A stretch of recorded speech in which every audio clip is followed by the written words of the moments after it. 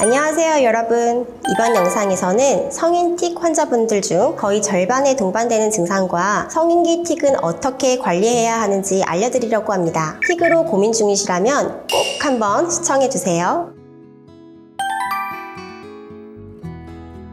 요즘 한음에도 성인 틱으로 내원하시는 분들이 늘어나고 있는데요. 최근 국제학술지인 정신의학 연구에 발표된 논문에 따르면 한국에서 10여 년 사이 틱으로 진단받은 환자분이 2배 이상 증가했다고 합니다. 특히 2015년에서 2020년 성인은 3배, 소아청소년은 1.5배 늘었는데 그 중에 20대에서 30대는 무려 5배나 늘었다고 해요. 사실 틱은 성인기에 처음 발병하는 경우는 드물고 소아청소년기에 발생한 틱이 성인기에 재발하거나 악화된 경우들이 많은데요. 두뇌에 가하는 자극과 스트레스가 계속 늘어나는 현대사회에서 틱 증상이 악화될 수밖에 없습니다. 또 논문에 따르면 성인 환자 10명 중 4명 이상, 약 43%에서 우울증이나 불안장애가 동반된다고 합니다. 정말 거의 절반에서 동반이 된다는 건데요. 우울, 불안과 틱 장애는 서로 영향을 주는 질환이기 때문입니다.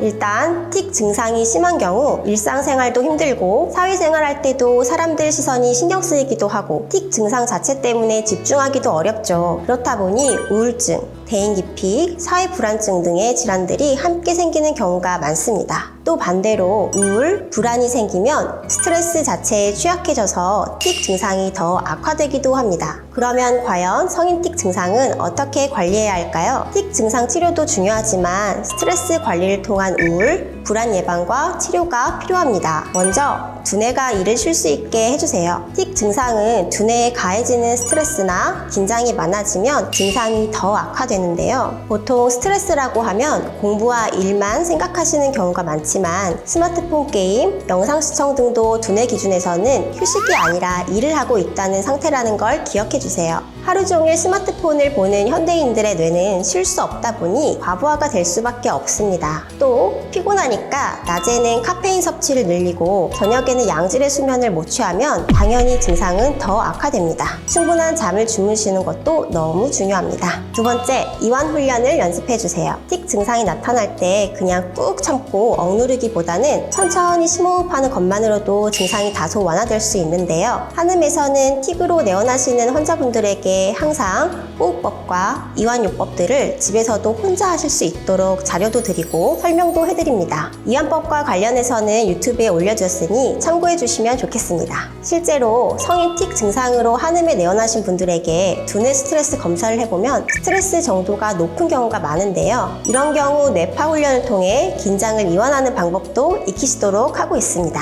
이런 방법들을 활용해서 스트레스를 관리하면 틱 증상도 완화될 뿐 아니라 우울과 불안도 함께 좋아질 수밖에 없습니다. 감사합니다. 한음 한방 신경정신과였습니다.